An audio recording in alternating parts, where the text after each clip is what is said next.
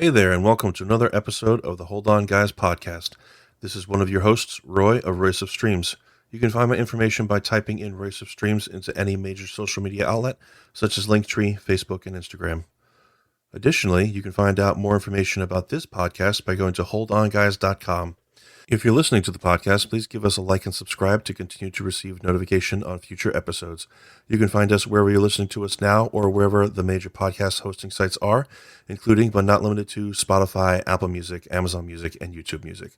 I want to give a quick shout out to Music for Makers for allowing us to use their music before and after our show. Now sit back, relax, and get ready for the chaos, laughter, and shenanigans that you've come to know and love.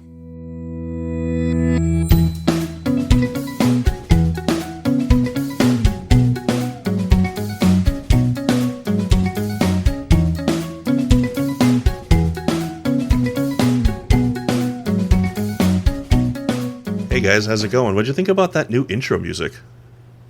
Love it. Freaking Cool, right? A little pizzazz. So here we are. We're back for another podcast. Welcome to the Hold On Guys podcast. This is another double date episode. We have John, my co-host John. Would you like to say hello? Hello and welcome back. His partner Libby. Would you like to say hello? Hi, friends. Cool. My wife Katie. Would you like to say hello? Hi. Awesome. All right, cool. So, I think we're going to get started off with this one little thing. This little like concept that I've been working on recently. Katie knows what this is because I ask her every so often, and she goes, I don't know. So it is my firm belief that every single person on this earth has something that they are better at than everyone else, and it's their superpower. So you can already see where I'm going with this. And I want you to tell the world, well, the people in the world that listen to us, what your superpower is. And if you want to, I can go first, since I sprung this on everyone in, the first minute and a half of the episode. One for our partner. Sorry? Exactly. Could we also name one for our partner? Like one for John. Yes, I think that's good. So one for you and one for your partner. So do you want me to go first? Is that what the class wants?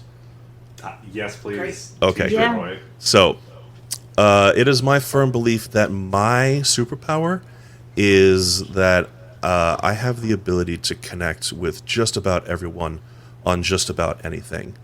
Whether it be incredibly sincere or even if I'm just kind of playing along until I find something. Ooh, I just knocked my mic. Either if I'm just playing along initially to find something that I can eventually connect with them on. I can connect with just about everyone and anyone on anything. Now, there are some people out there that believe in some things that make them vile and disgusting human beings, and I don't want to connect with you on anything, so I'm just not going to. Doesn't matter if I can or if I doesn't matter if I can. I'm not going to. So just because I can doesn't mean I'm going to. And I think I made that quite clear. Now, I mean, I think that counts as like one of the required things you need to be a cult leader too. So you have that start. You got that yay, yay me! I'm just I'm not going there. I'm not going there. Not this episode. Now, as for Katie, I would say that her superpower is that she has deep wells of empathy for everyone. And I know it's not demonstrated right now, but whenever there are children or animals around, they flock to her like she is a Disney princess. And I made this joke, and we went to the museum over here, the Durham Museum of Life and Science, and they have this big greenhouse. It's this huge butterfly garden. They have upwards It's the of best. somewhere between like 400 to 900 butterflies at any given moment.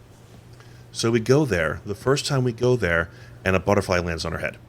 Just, boop, just like hangs out. Of course, and it landed there long enough for me to get a picture, which I thought was absolutely bonkers. And I'm like, this proves my theory. You're a Disney princess. That's it. Because, animals just don't flock to Disney villains. They flock to Disney princesses. Yeah. Oh, I was about to say Rasputin in Anastasia has bats, but that's not Disney, so never mind. Are they bats or are they? I thought they were reanimated bats. Well, there's at least the one. And then there's bugs that dance around him. What are bugs? I Animals. recently rewatched this. Of course they are. I thought they were I insects. think bugs are animals.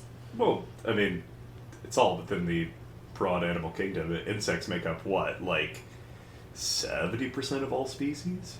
Yeah. I didn't know they're. I'm sorry. That sounds this about is- right. This is. I thought they were in their own kingdom. I mean, I think they are in their own different kingdom. kingdoms within Animalia, but I mean, birds, reptiles, amphibians, insects, mammals. Is that all of them? Sorry, I'm completely It sounds like insects. derailing. It's okay. I mean, hold on, guys. Can you name all the kingdoms in that? Send us your reply to P.O. Box. Yeah. And Let you me can Google get a it. decoder ring. I think I could probably do it. I'm pretty sure John just got pretty close, too. Yeah. You missed fish. I don't think you said fish or invertebrate. Well, I mean, vertebrates, invertebrates, is that the broadest category, or is it the kingdoms? No, I thought invertebrates were like their own. Okay, Katie is okay. Googling this. See? Yep. Someone who is actually still in academia Hey, I being the teach. responsible one. While we are finding the answer to this question, my dear listeners, I will announce, I guess, my superpower. Yes, please which, do. I feel like saying the very best in the world of things pretty hard for me to try and contend for myself. But I will say, I have yet to meet someone else who can surpass me at committing to a comedic bit or character for literally zero stakes. At any given time, if I create a weird voice and like an odd opinion to go along with it, I can string along a story and background for that imagined person for as long as I continue to have interest. And that is just a fountainhead of inspiration. It never ends. And it might make me an eventual denizen of an asylum. Just kidding, we got rid of those in the 70s mostly. As for my partner's power, I think she is genuinely, and it doesn't mean that she won't respond or interrupt at times when it is required, especially if I'm a rant, but genuinely the most gifted listener I've ever met. And given the background, makes a lot of sense that she would be as good at listening as she is, because she is not finding the next thing to say, but trying to fully embrace and encompass the idea you're expressing, while also fast enough on the uptake to have a reply for you, which I'm always amazed by. Can I say something? Of course. John, I don't know if you were paying attention to the camera when you were saying all those lovely things about Libby, but she was just, it was just absolute love. Just, oh, it was beautiful. Wow. It was, and I'm not I making do, fun in of her fact, at all. love him. It was absolute, it was just gorgeous. It was a just beautiful moment to see, to listen to you say those things and to watch her listen to you say those things. The depths I'm very, of her heart are deeper than the horrific waters that took the Edmund Fitzgerald. Oh my god, did you just compliment me and make an Edmund Fitzgerald reference? Of course I did, my love. I love you so much. That's great. I have mine, but I also, if Katie found the kingdom answer, we can oh yes, yes. pause there. Okay, so the 5 kingdoms are Monera, which are bacteria, Completely ignored that. Protista, which are algae and amoebas, fungi, which are mushrooms and yeast, plants, and animals. Oh, so we went way too Okay. specific. Interesting. So you were Does thinking it of the further- 7, or of the, Five. because those are the 5 kingdoms of species. Okay. There's the 7 kingdoms in biology, which, and then they break down the 7 types of animals. Mhm. Oh my Are god. insects part of those? No, because they are invertebrates. Mammals Oh. fall under vertebrates. Okay. Okay. So basically, the invertebrates, vertebrates being the biggest distinction in the kingdom Animalia. That's all well and good, but what are the words I need to hear? Oh my god, you were right. Welcome to my world. Thank you. Thank you so Just much. a man needing to hear he's right. And somewhere a Again. white man has just ascended to a corporate boardroom. None of you can see it, That's but how he angel actually investors lit are up born. and started levitating when he said it. Libby, you may Also, you remember angel you may recall investing. from a previous episode where I said that the favorite words that I like to hear from my partner are "You were right." You were right. Yes, but it was more than that. It was more than that. Dayton and I had a whole conversation about it. It was more than that. But I was yes, there for that one. those are fantastic words that everyone loves to hear. Is "You were right." Yes. So good. Uh, Superpowers. Superpowers, Superpowers. my love. I think my superpower is, barring like professionals, I can name better than anyone else dog breeds at like 4 blocks away. Like a dog could be walking and I could be like, that's a Schipperke. Like I would know. I'm really good at figuring out what dogs are. Yeah. I used to think I was the best at air hockey, but John took that from me. So I don't have that anymore. I think John's superpower. So he has 2 that come to mind. The one that I think is really practical is you could name like 5 crazy ingredients and that man would make a delicious meal out of it. Like, he's so good at that. The creativity is on point. He made really good supper tonight. He does it all the time. With like stuff that I'd be like, none of this goes together. But then he makes it go together. I think John's other superpower is he keeps romance alive in a lot of ways. Like, he makes sure that I feel really looked after, and that we have fun little romantic moments. He can also drive while holding my hand for like 9 straight hours. He has proven that. So That's a Yeah. good superpower. we called it boyfriend driving. When you learn to drive. Yeah. Now, John, I happen to have jotted down 5 different ingredients. Oh my god. Okay. All right. I will forewarn you, I made it hard on purpose because Oh, sure. Libby talked you up. Okay. Chicken, Huh? lemon. Are you specifying like chicken thigh, chicken breast, like? No, I'm going to let you take. take that away. Okay. Great. Lemon, anchovy, Okay. bread, Okay. strawberry jam. When you say bread, Yeah, in any context. non would count. Yes, that works. Ooh. Okay.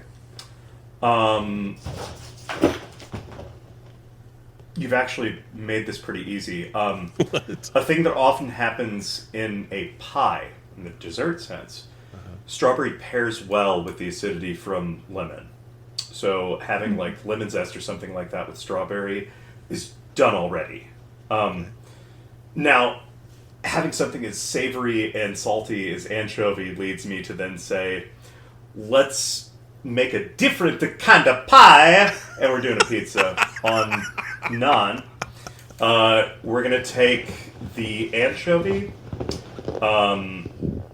Actually, we'll do that last. We're gonna take the lemon. We're gonna zest that. We're going to then puree these strawberries, and we're gonna do that with. I can add things to this too, correct? Like, that's fine. Sure. Yeah, Okay. I'm gonna That have was not butter specified, then but sure. Like, Yeah. just like we're gonna take the naan, we're going to butter baste, and put in the oven for like about 5 minutes, so it's starting to brown a little bit. Strawberry puree will go over the top of that with lemon zest included.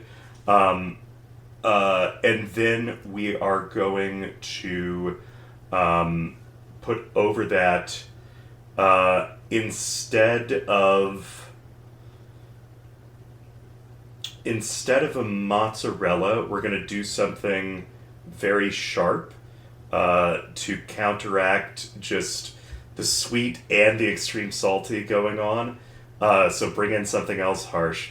I'm gonna do like a feta blend, and we're then going to do the anchovies over the top of the feta. Have that all melt over in the oven for about another 7 to 10 minutes, depending on how brown you want it to be.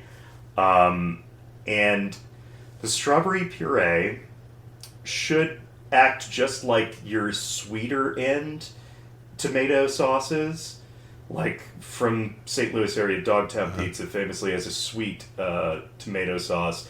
It's almost like it's a little bit ketchupy, but much thinner for your tomato sauce. And if you do like fennel, sausage, etc., the chicken we're going to have done air fried first, so it gets a nice finish on it, and then we're gonna douse it very heavily in that lemon, put it on the skillet for a little while, and with garlic, about the amount where you see the shimmer on the lemon and garlic, and then we put that over the top and another minute or two, and we have a chicken feta with lemon topping over a strawberry base rather than tomato base pizza sauce, and the anchovies you actually will remove after you're out of the oven, and make a lovely Caesar salad with that to enjoy with your pizza. Hell yeah. Because the sauce from the anchovy is going to be the thing that ties these flavors together and lets that salty kind of thing merge between the different layers, and on the bottom, when you crunch into that naan, it's going to be a little sweeter with the strawberry, but at the top, it's going to keep more of the savory, and that anchovy goo it's why anchovy's great on pizza. It's going to be the thing that layers it and makes it seem uniform in like one dish. Wow, standing ovation. Well done. See? When we get a soundboard, Sprinkle with some basil and balsamic. once we get a probably. soundboard, it'll be the standing ovation button. That's true. Yeah. Well, I thought you were throwing him a curveball with I the thought so, too. anchovies. Yeah, But those are one of my favorite foods of all time. It So, legitimately yes. is. What is- Literally for dinner tonight made a dish that she said the only thing that could make this better was some anchovies. Yeah, So- I love anchovies. Out of those 5 ingredients, the only thing I don't have is anchovies, and I may just make this just for kicks and giggles. I'd be Because interested to see how it turns out. I because, like. Not only am I going to make it, I may end up taking a picture of it, and that may be the cover photo of this specific episode. well, maybe we need to have like hold on, guys. Hold on, guys. At some point, we should maybe do a retrospective episode where some of the broad claims that are made, we investigate those claims. So, staking it right here that 18 minutes in, we should at some point revisit these conversations. Yeah. But I will now defer back to our remaining superpowers. Katie Cat. Yeah, I want to hear Katie's superpower. I would say my superpower is I'm really good with animals. Like, Yeah, there's a cat in your lap, right? yeah. Say hi, Taz. Say hi. Oh my Say God. hi, What sweet is the boy. name? His name is Razzmatazz. He goes by Taz for short. Oh, He's a sweet boy. He's Mama's sweet boy. I I don't know, I've this just- morning. Yeah, I've always been very good with animals. just, and I've never really been afraid of them. I've always been just very open, and they've always gravitated towards me. I love that. Roy's superpower is definitely his ability to talk to anyone.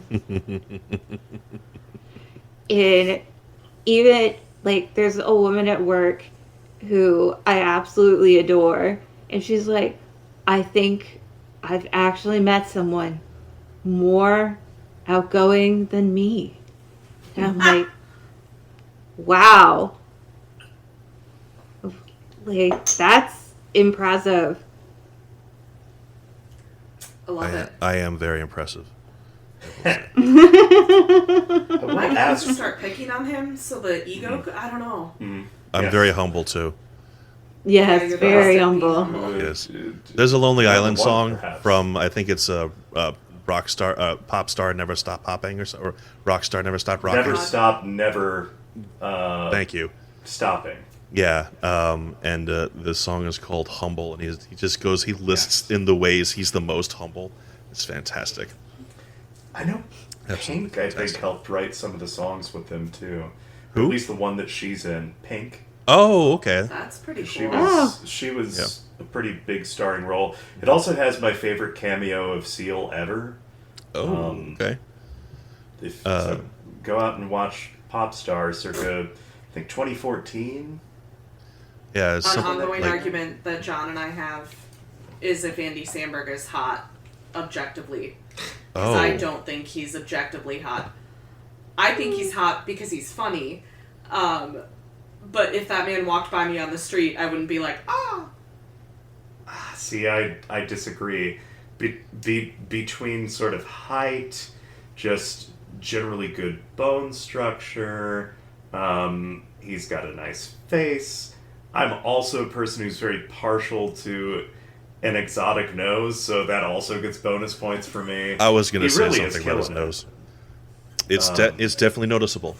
Partial to an exotic nose, low-key feels like a serial killer line. He. All right, fair. Yeah, well, okay. Okay. So I think why you say that is because he's very, very smart, and most serial killers, I would think, are objectively pretty intelligent. This is where we have the Dexter theme. I'm not always sure how real that is, because you only have to be as smart as to outsmart a cop. That's always the thing you got to remember about any true crime story, because there's always going to come the point in the true crime story where, and then a cop fucked up. Yeah, no, like, just watch anything about Dahmer. It's, and a cop fucked up. They would have caught him much sooner had two cops not fucked up.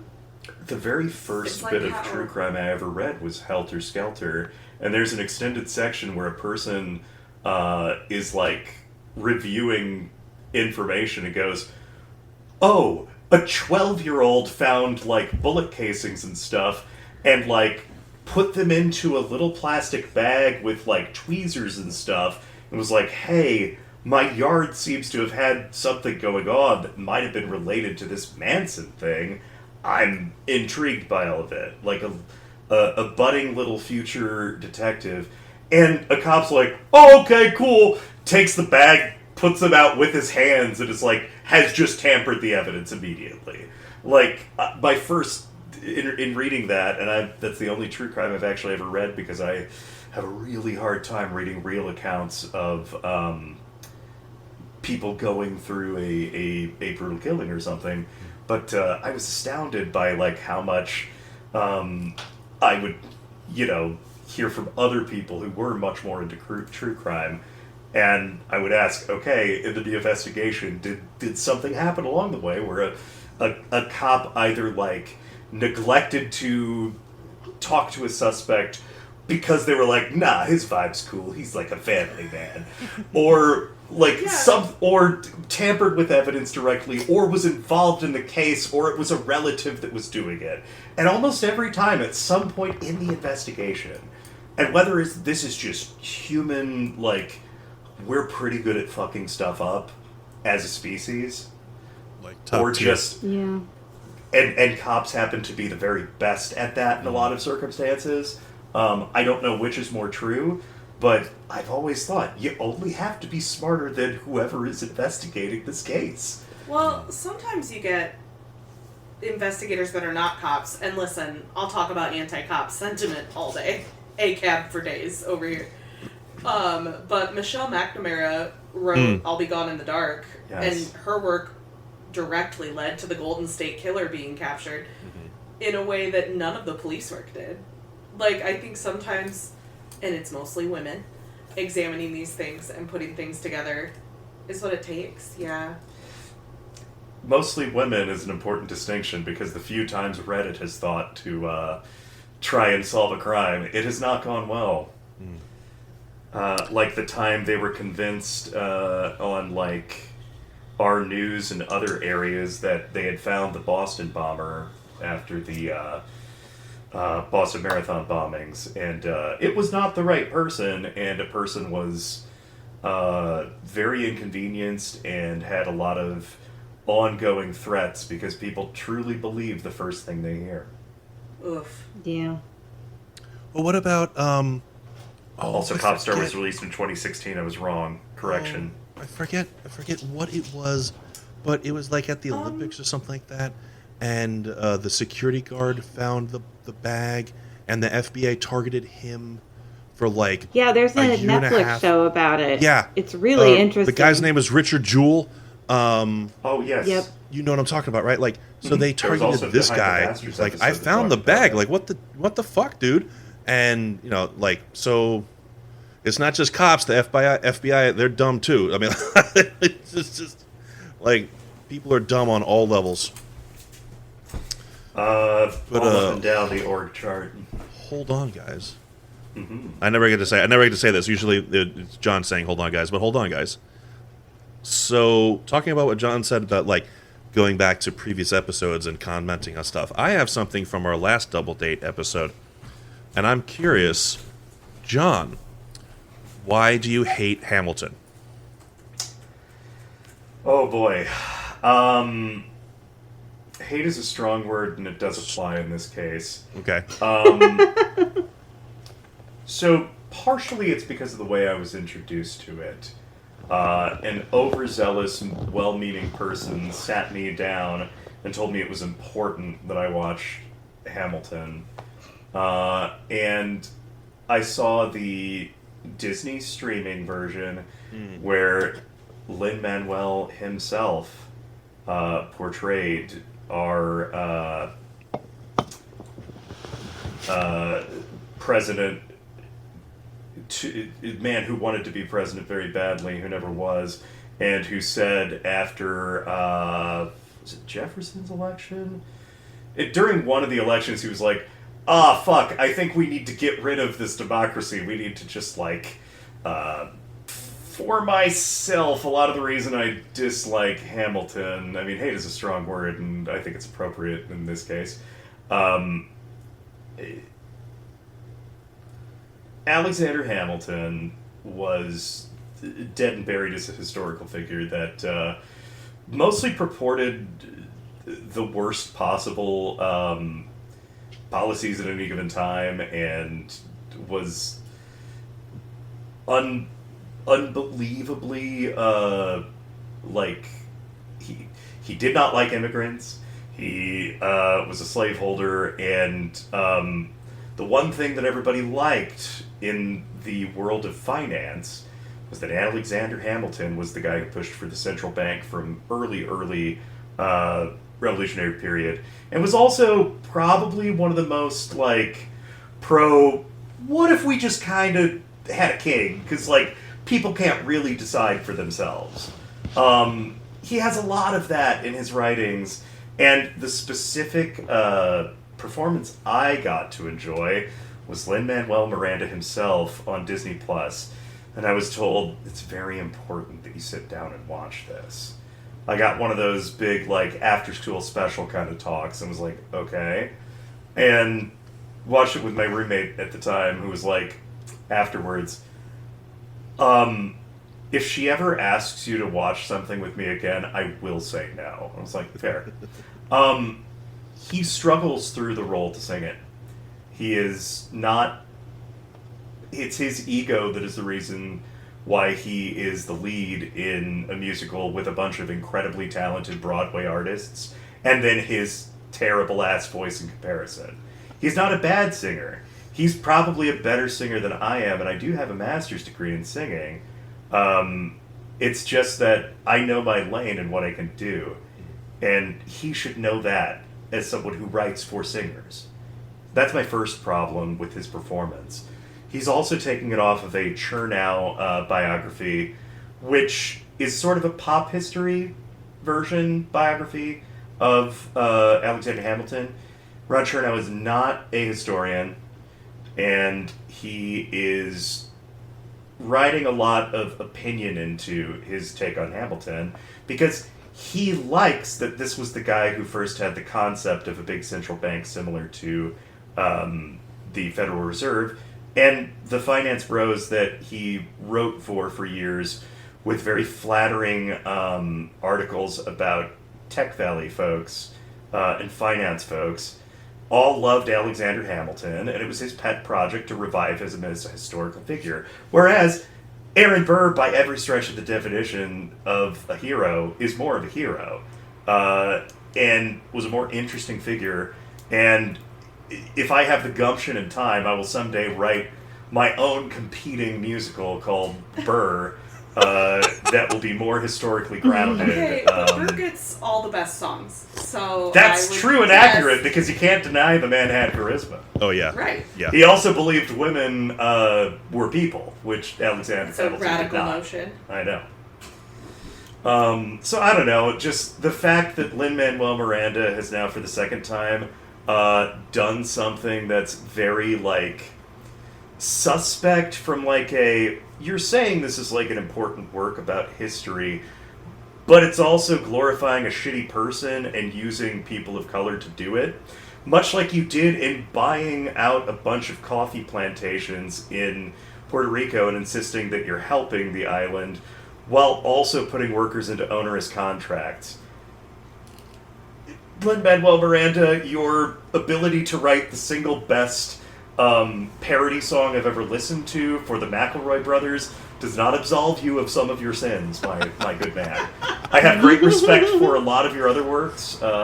86,000 at the Tonys in sometime in the mid 2010s was excellent, but Hamilton ain't it for me. Wow, that was a lot. I know. I I'm know. sorry. I can't Quite the not be monologue. a pretentious prick when it comes to Hamilton. So we're going to see Hamilton in a couple months here at Durham. Yep. Listen, I like Hamilton, and John can pipe down. So no, honestly, we are going to see Hamilton, I believe, in June or July. We're going to go see Hamilton here in Durham at DPAC. When also Phantom of the Opera is coming here in a year and a half, and tickets they're not bad. They're like $100. I was like, oh shit, Nice. okay, let's go. Hold on, guys. Oh god, I have a Oh, question, because you brought up Phantom of the Opera. you hate Phantom of the Opera, don't you? No. Okay. I used to love Phantom of the Opera. Now I'm like, it's pretty good. Yeah, I can't deny it's John, got some what real do you bops. like? I'm just kidding. Very little. You, my Oh. birds. All right. So, what's your question about Phantom of the Opera? Yeah, sorry. Have you all seen the film, the most recent popular film version Yeah. with Gerard Butler Of and course. Yeah. perhaps Yeah. another in member high of the school. cast, Patrick Wilson? Yeah, that blew my mind when I looked that up.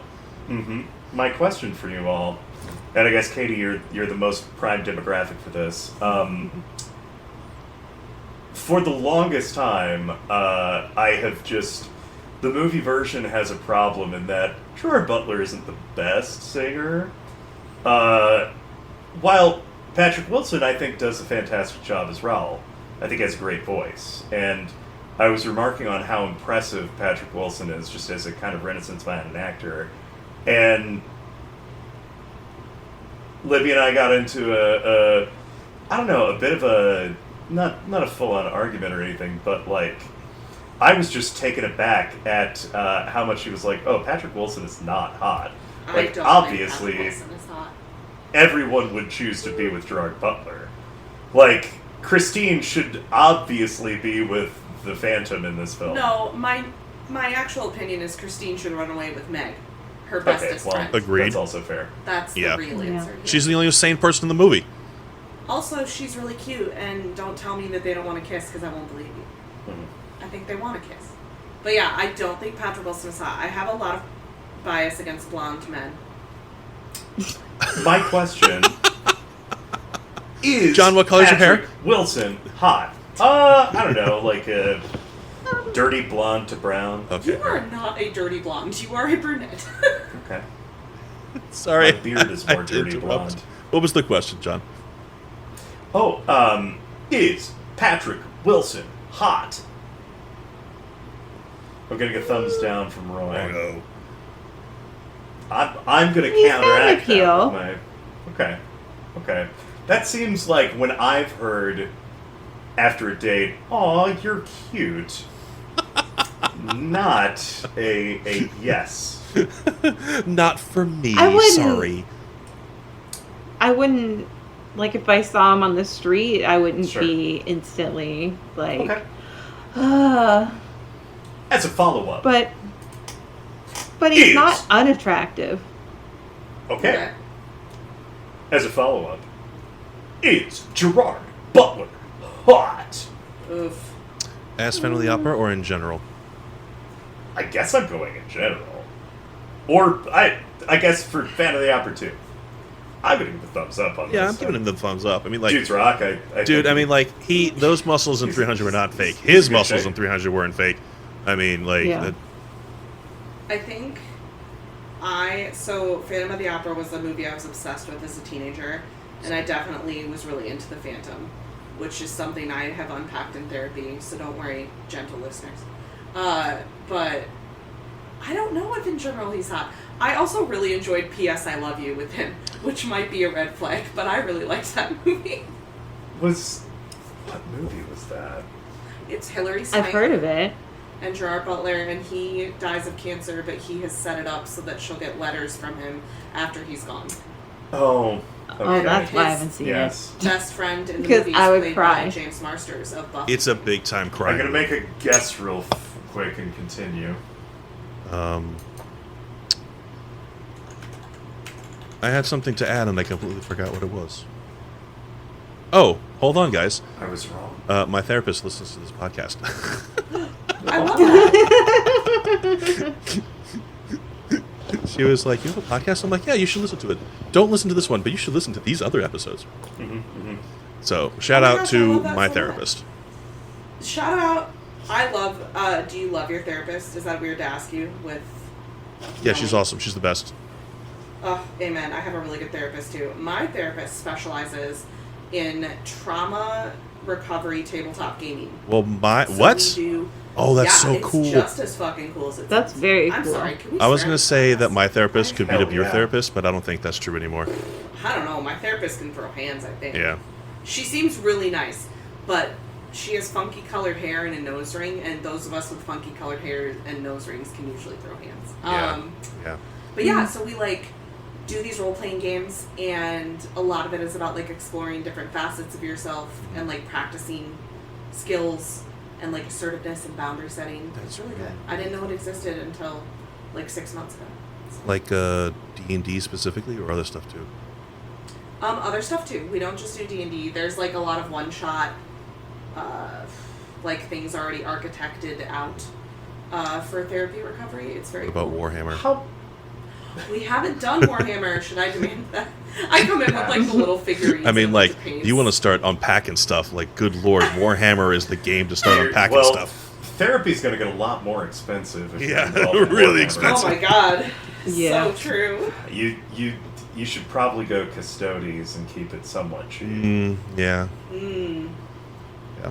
We Shout were in out a to we were in the a 10 game people shop. listening who know what I'm talking about. We were in a game store, like a game store, and I was telling Katie about Warhammer and how like expensive it is, and I held up a box that had like 10 figurines in it. And I was like, "Do you want to guess how much this is?" And she's like, "I don't know, like $30." I'm like, $130. 20. Yeah.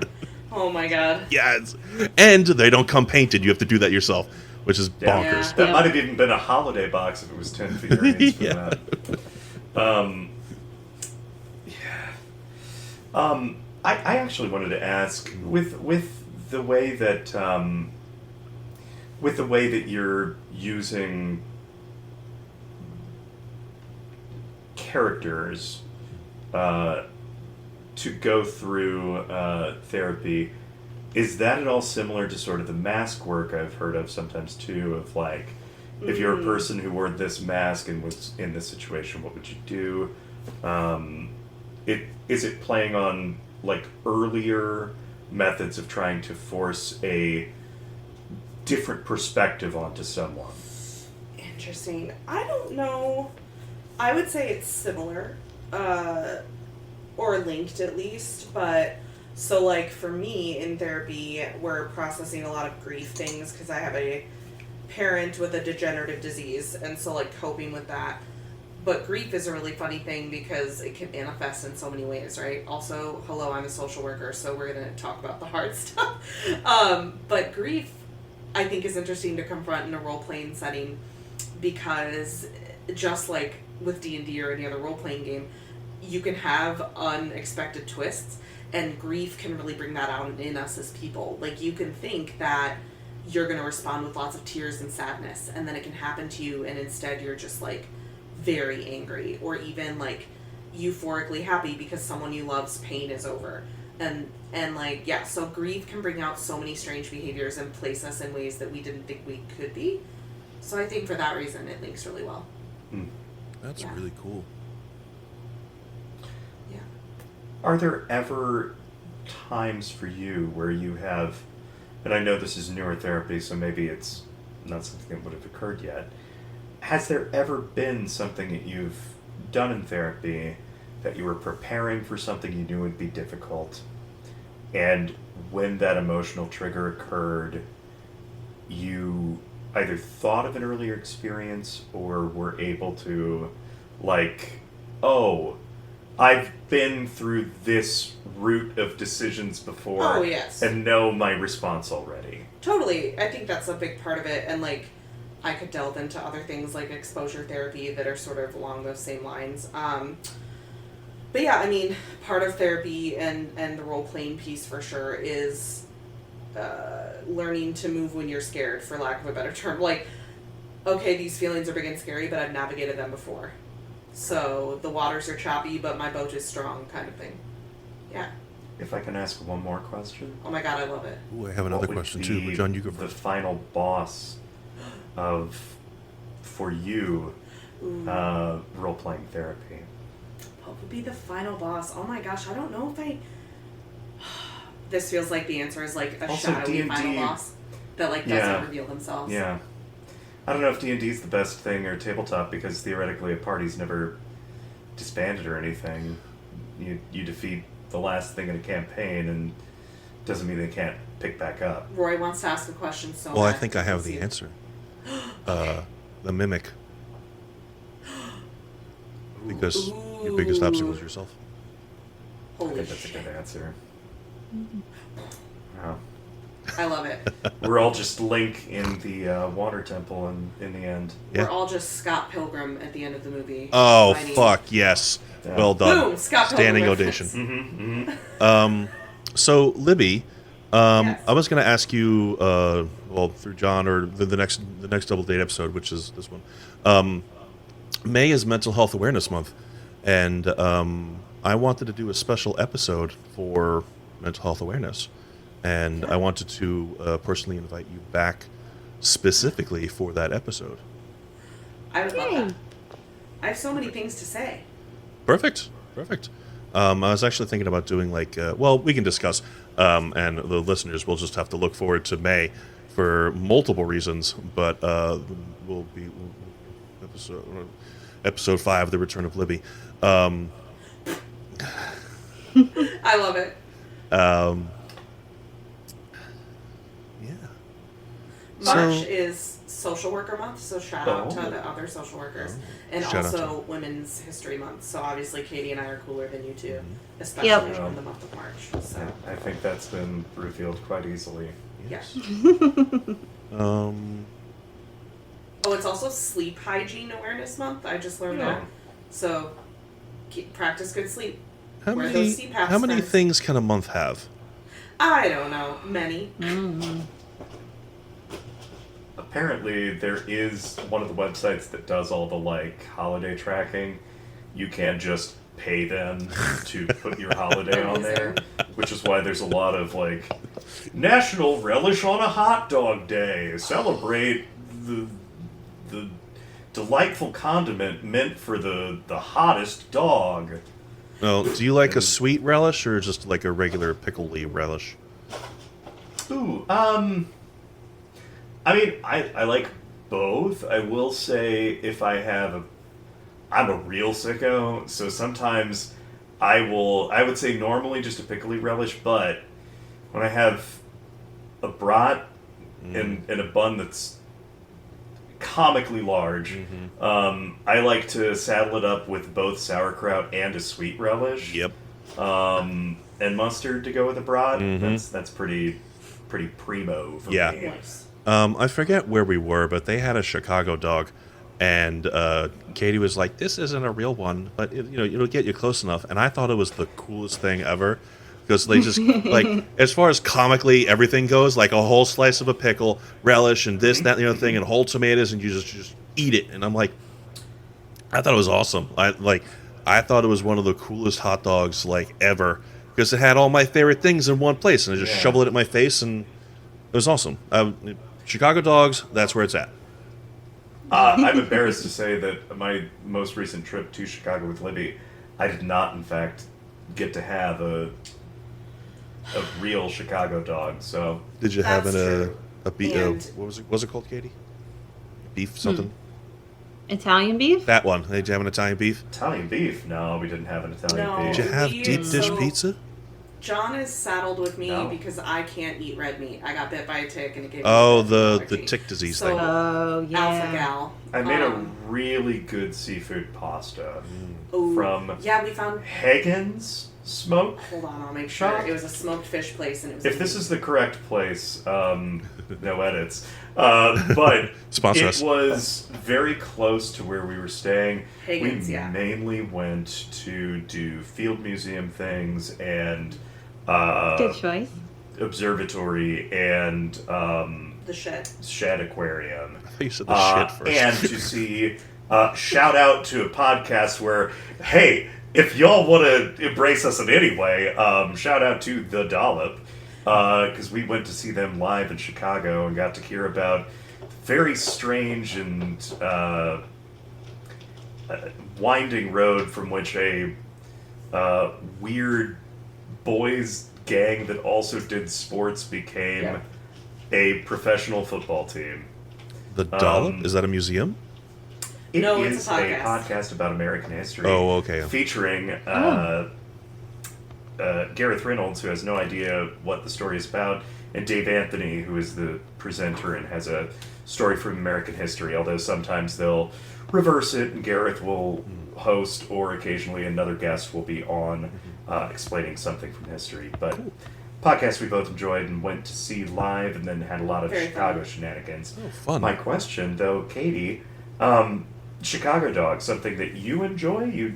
It wasn't a genuine Chicago dog. Are you someone who's visited Chicago or lived in Chicago? Yeah, I'm originally from the Chicago suburbs. Okay. What's that? If you are Gurney. comfortable. Okay. Nobody really knows. Just where Six Flags is.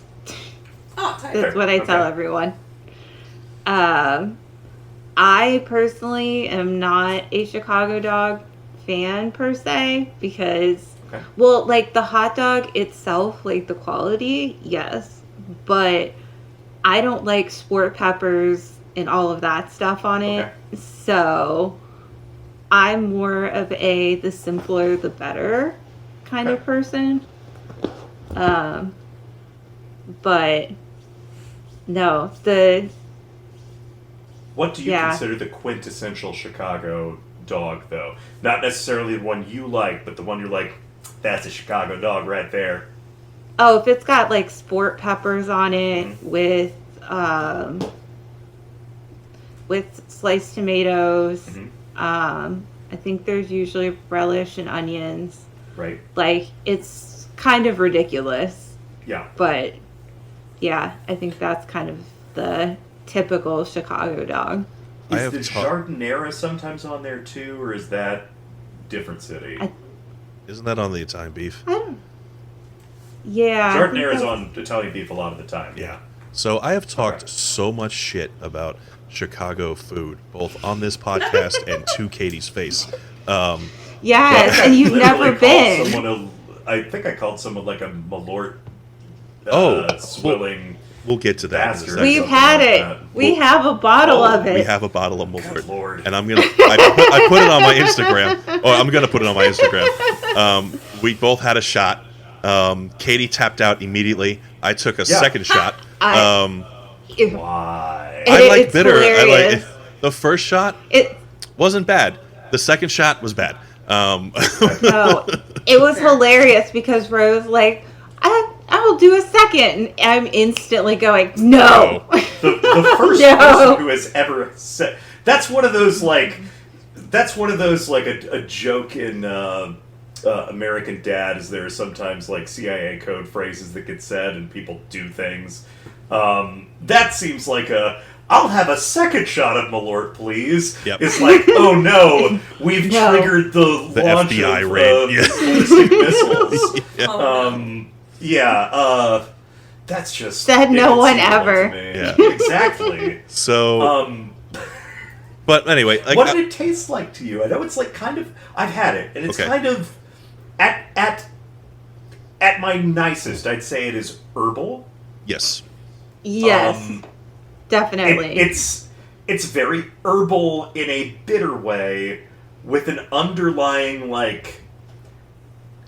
If you took the resin from burning grapefruit and licorice, but somehow it was overly sweet like a medicine, that's what I would describe like putting a handful of flowery herbs into that gelatin and calling it a liqueur. So for me, it tasted like I will agree, very very herbal, very Yes. like floral. A lot. There's so many different scents and flavors going on, and then Like I've had Saint Germain, I've had flower liqueurs where Yeah. I'm like, oh, interesting. so it kind of for me it came in waves, right? So it was just like hit me in the face with all these different types of scents and herbs and flowers, and then star anise, a little bit of mint, and then wormwood just came and smacked me right in the face. Right. And it just stayed there forever.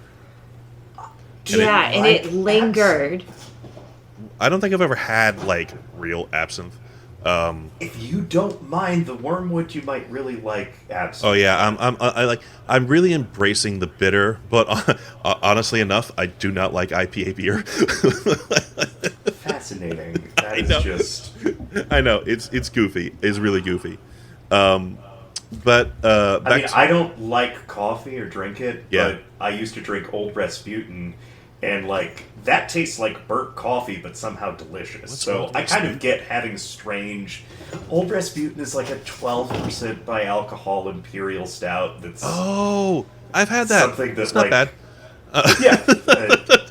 It kind of tastes like burnt coffee, but somehow I like that. I drink black coffee, so I get it. And I drink black espresso. And I really do like bitter. I don't know if it's like because do I have bad taste buds, but like I can taste other really good things too. So I don't know why bitter is like my deal. But hold on, guys. Going back to my earlier point of how much shit I've talked about Chicago foods, I just want to say right here, right now, that I was indeed wrong, and Chicago foods are really quite good. I do not consider Chicago deep dish pizza real pizza, but I still enjoy Yeah. it. Can I know you mentioned you told Katie that she was incorrect and that Chicago Yes. food sucked. But so what you're saying, I need you Oh. to spell it out. Yes, Katie yes. needs to hear 3 words. I He was was wrong. And And Oh, Katie was right. Yes. Yay! Yay! I have no problem admitting when I'm wrong. It's far and few between, but it does happen occasionally. Oh my God. John's Kitty, face. as a Chicago expert, I had a question. Also, Kitty and Frame. But so I've heard from some other Chicago residents.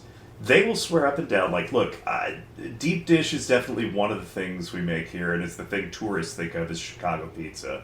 But real Chicagoans, they think of more a tavern-style pizza as like what you get at your local place. Do you find that to be true? Because I've heard think Chicago more- Taverna style is also a different style of pizza from my Chicago God. that has a long history. I would say, like, a lot of people think Uno's is real Chicago, and it's not. I would say, don't even bother with Uno's. Sponsor us. How do you feel about Lou Malnati's? Lou Malnati's is a good one.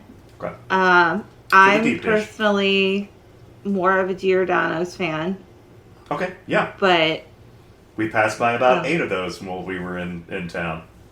yeah, Giordano's is one of my favorites. And Katie, Lou what are the Malnati's is 7 definitely good too. Ooh, yeah. What are the 7 kingdoms of pizza? Oh my god. So I'm looking at this Taverna style pizza, the tavern style pizza. Mm-hmm. It's the one where they cut into squares. God, I love a square That's pizza. more. Isn't that more Detroit? I'm looking at Google you're AI thinking says of the Chicago Detroit tavern style pan. pizza. So I'll give the kingdoms of pizza a shot. Oh, God. So there is a Detroit style pizza that is usually done. It's in a rectangle pan usually. With It like the means- burnt crust. With Like the burnt yes, cheese on the with crust. the burnt cheese, you do it's. I think of it almost as like garlic bread pizza, almost like when I've made it in my oven. That's what it looks like. But it also is the pepperoni that they do is usually smaller, burnt edges more so. You have a lot more surface area for the sauce, which they do on top of things rather than under ingredients. It's interesting. St. Louis likes to pretend it has a real style of pizza. St. Louis thin crust. It's basically the same as the Chicago Taverna. How dare And you? if I was to say the biggest difference is that we use Provel cheese, which just if you're in St. Louis, try it. You're not really missing anything. There is Rude. that like flat, thin crust style that's done with the square slices that I think we're both talking about. Oh, Um, I know what kind you're talking about. That's more akin to the St. Louis style. My personal favorite is the traditional New York brick oven pizza that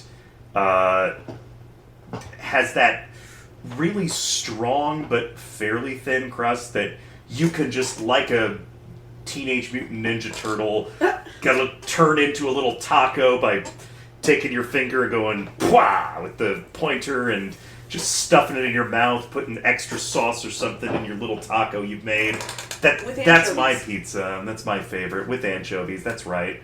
Like Old Man Panucci does in Oh Futurama. man. Oh Oh, my we should gosh. have a Futurama episode. Hold on, guys.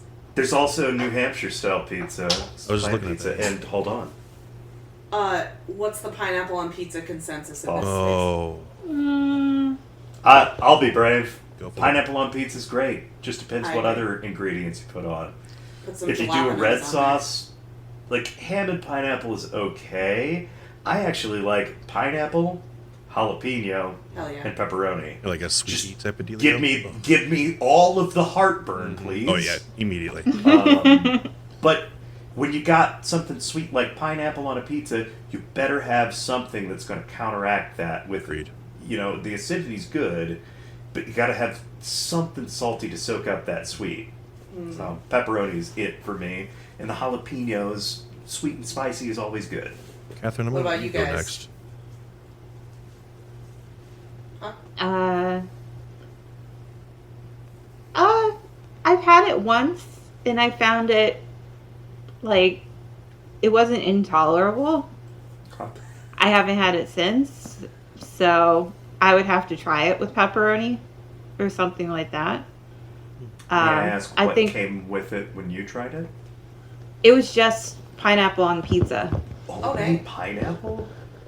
It was Oh, wow. pineapple with sauce, tomato sauce, and cheese. That is a brave person to be like, I'm choosing one topping, and the topping is pineapple. Yeah, that's the only kind of pineapple pizza I've had is strictly pineapple. Amazing. I don't think the person you were with was a gourmand. I don't think so either. He was a Mormon. How did I? Okay, in my brain I said homeschool. Close. Close. Can I share on this podcast a fun fact about me and Mormonism? Do it. I've been dumped by 2 Mormon boys named Matt for giving them sinful thoughts Ooh. in my youth. Yeah. Uh-oh. Did you hold their hand Angel first? Moroni was not pleased. I dated a fair amount of Mormons when I was in high school because those boys would actually plan dates. Like, a lot of boys my age would be like, let's just go hang out in my basement. But Mormon boys were taught that you should, like, court someone, right? So, I mean, I wasn't buying into the organized religion of it all, but my very best friend growing up was Mormon, too, so I was at the church a lot. She's hella gay now and has left the church. She, turns out that wasn't a good vibe. Good for her. Right? Yeah. All right, so here's my pizza take, all right? So Sure. pizza, a pineapple belongs on pizza, and everything belongs on pizza because pizza is just the vessel for the toppings in which you want. Now, it does depend on who you're serving it to. Am I going to go visit extended family in Sicily and ask for pineapple on pizza? No! But, you know, put whatever you want on pizza. It's delicious. If it's delicious, put it on pizza. That's my take. Amazing. You mentioned family in Sicily. Have you been to Italy and or No. Sicily before? It's definitely on the not to-do yet. list. Okay. It's on the list. Because I was going to ask if any of us had had an Italian pizza. No. Or No. just an international pizza of note. Yes. We had some really good pizza in Ireland. We did? When? Where were we? What? We went, remember, because they had the really good, like, from the Irish cows, the cheese. I don't remember this. I believe you. I believe you, but I don't. Oh, yes. Yeah, we were in the hotel. Yeah. So, actually, this day, happy St. Patrick's Day to all. This Yes, day happy St. last Patrick's year, Day. we were Oh, in good Dublin for St. Patrick's fun. Day, which was absolutely bonkers. Bonkers. Don't do it. I wouldn't 10 for 10, do not recommend. That being said, we were in St. Patrick's Cathedral on St. Patrick's Day, and that was especially cool. Yeah, that was So super if you cool. could avoid the city and just get to the cathedral and then leave again, I would highly recommend doing that. Yep. But yeah, Yeah, it's always the logistics of getting into a place that suck. it was absolutely crazy. But I will kudos to the city of Dublin. They had everything like broken down and cleaned up within record time. It would make Really New York quickly. City would be in awe of how quickly they cleaned up. Yeah, you're like, a parade? Where? Yeah, I mean, Because I So- don't think we had pizza in Iceland. no. Oh gosh, you've been to Iceland? Yeah, and speaking Yeah. of things that should taste terrible but Reykjavik. don't, the fermented shark is actually quite good. Yeah, it's not see that that. bad. I mean, Libby, how different is that from just, what is the thing you've definitely had being... lutefisk? Yes. Huh? Yeah, I guess that would probably be Oh, lutefisk? super similar to lutefisk. Yeah. Isn't That's a lutefisk fermented like fish the dish, saltiest right? thing on the Fish planet? dish. It's brined. It's kind of like salty fish jello. Yeah. I'd eat it. It's not my favorite thing, Right. but Right. my I- grandma made it every Christmas, so I ate it. Yeah, I don't But I would remember. I'm not going to eat butcher shark. the pronunciation of what it's called, but the fermented Greenland shark, the process in which they make it is absolutely bonkers. Like the Greenland shark doesn't have I forget what organ it doesn't have, but it can't filter out all the ammonia in the body. So they had to like let it drain for like 9 months, and then they ferment it for another 9 months, and then you get like this little Okay. itty bitty piece. Yeah. When they opened the jar across the room, and you immediately smelled fish. Yeah, it was wild. It was pretty potent. Oh, But man. more stories for another Sharks are time. very cool. I guess I wouldn't eat them because I think they're really cool. That would maybe be my reason. I actually think it's very important that we have like yearly festivals and things that do foods like these, because in the event everything goes to shit and we're like brought back to you know, Yeah. on this on this St. Patrick's Day in 2026, if you're drinking today about, you know, the state of the world, just remember we have ancient traditions and festivals and things that seem silly, but every year they teach us about how people who used to live in the area you lived survived by making really weird dishes that were like, oh, well, it turns out the local fauna have like ammonia and we have to do this weird thing to make it edible. And maybe you'll be one of the survivors of the future hellscape that remembers how to make lutefisk and survive somewhere in a non-irradiated lake near you. And on that positive note,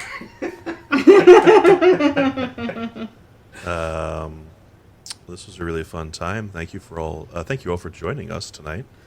Double Date 2. Double Date Volume 2. The Deuce. I'm not calling it. I'm not calling it Yeah. that. Vetoed. Fine.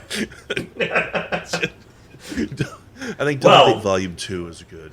That's deuces from me then. Okay, I'm gonna deuces throw for him John. outside. I'm gonna ferment John in some ammonia. And Is that on the life insurance policy?